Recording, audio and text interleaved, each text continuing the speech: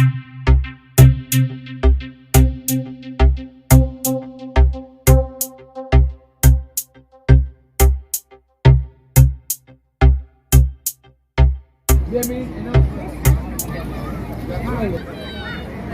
મિત્રો, આજે સિદ્ધાર્થ ગૌશાળા એક મહા ઉત્સવ જે આપણું એક મિશન છે કેન્સર મુક્ત ભારત અને આત્મનિર્ભર ગૌશાળા. તો ગાય માતા માટે આજે દેશની અંદરથી અનેક હસ્તીઓ કે જે એમને પોતાનું જીવન અર્પણ કરી દીધું છે એવા જ આપણા કર્મસંગાથી છે ભનુભાઈ ખોર, કે જેઓએ એક જે આપણું સંતોનો અને આપણા ઋષિમુનિઓનું એક પંચામૃત આપણે જેને કહીએ કે જેટલું અનાજ જરૂરી છે, જેટલી હવા જરૂરી છે અને એટલું જ જરૂરી છે સ્નાન. તો એમનું મિશન છે ધૂપ એટલે વાતાવરણ શુદ્ધ અને પંચામૃતથી વિશેષ કે જે શરીરની અંદરથી એવા કેન્સરોને દૂર કરતા હતા. આપણે પૂછશું કે ભનુભાઈ, આ બધું તમારો આ જે વિચારો તમને ક્યારે આવ્યો અને આનાથી તમે કેવી સમાજની સેવા, કેટલી સુંદર સેવા તમે કરી રહ્યા છો એ વિશે માહિતી આપજો. ખૂબ ખૂબ આભાર. સોરઠ ગ્રુપના લીડર જયંતિભાઈ ભાલોડિયા સારી એવી સેવા કરી રહ્યા છે. જેમ મધમાંથી અલગ ફૂલમાંથી રસ લાવી મધપૂડો બનાવે, તેમ જયંતિભાઈની એક અંદરથી ભાવના છે કે તમામને બધા વિશેષજ્ઞ તત્વ જે જ્ઞાનીઓ છે, અલગ પ્રકારના જ્ઞાન છે, અલગ પ્રકારના વિષયો છે, એ બધાને એક સ્થાન ઉપર લાવી એક મધપૂડો બનાવી અને સમાજ સેવા કરી છે, ગાય માતાની સેવા કરી છે. આવી એમની ભાવના છે. ત્યારે અત્યારે વાતાવરણમાં પંચતત્વ આ ઝેરી બન્યા છે અને પંચતત્વનું આપણું શરીર છે અને એને ઝેર મુક્ત કરવા માટે ઘણા બધા સેવાધારીઓ, ગૌપાલકો ઝેર મુક્ત ખેતી કરી રહ્યા છે, ખૂબ જ પ્રચાર કરી રહ્યા છે, જેના આપણે નામ દઈએ તો કેટલા બધા છે.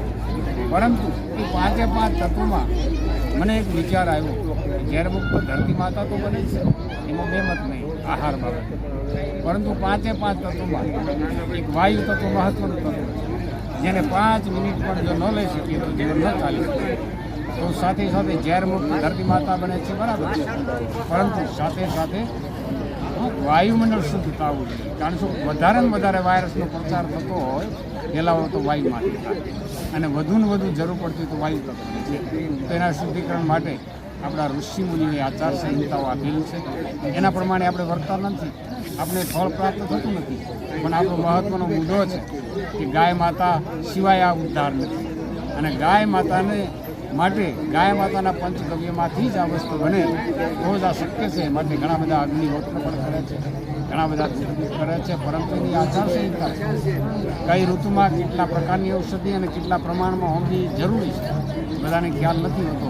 માટે આપણે શાસ્ત્રીય મર્યાદામાં દૂધ બનાવવાનો પ્રયત્ન કર્યો છે અને વાયુમંડળ શુદ્ધ થાય અને ગાય માતા બચે. એની સામે જે ઔષધિ વપરાય છે એ ઔષધિ ઉગાડતા ખેડૂતોને પણ આર્થિક લાભ થાય, આ ઔષધિની માગ વધે અને ગાય માતા જીવંત રહે.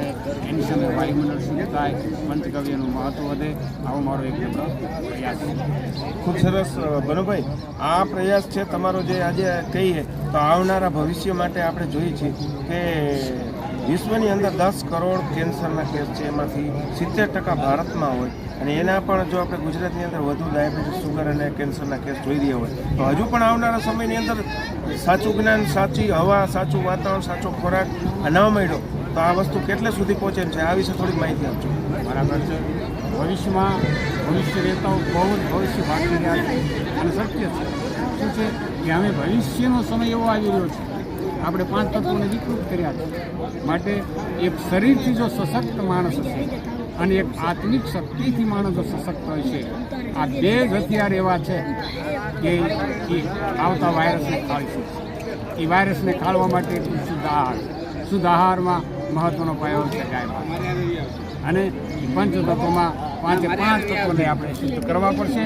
નહીંતર આપણે શારીરિક રીતે અત્યારે માણસ ખોખલો બની ગયો છે, એમ માનસિક રીતે પણ ખોખલો બની ગયો. એના માટે યોગ, ધ્યાન ઉપર આપણે ખૂબ મહત્ત્વ આપવું પડશે આત્મિક સ્થિતિ વધારવા માટે અને આત્મિક શુદ્ધિકરણ, શારીરિક શુદ્ધિકરણ માટે આપણે શુદ્ધ આહાર લેવો. નહીંતર ભવિષ્યમાં ખૂબ જ તકલીફ પડશે.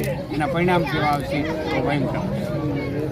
ખૂબ સરસ મિત્રો, ખાસ જરૂરી એ છે કે સંપત્તિ અત્યારનો સમય ટેકનોલોજી ખૂબ માણસો વિશ્વ વિજ્ઞાનની અંદર ઘણું બધું આગળ નીકળ્યું. તો આપણી પાસે સારું શરીર, સારું મન અને સંઘ, એક આપણું જેમ કહેવામાં આવે સંઘે શક્તિ, એક કાર્યના જાજા અનુયાયીઓ, અને એ એવું કાર્ય હોય કે દેવમય હોય. તો ખોરાક પણ દેવમય, આહાર વિહાર આચરણ દેવમય.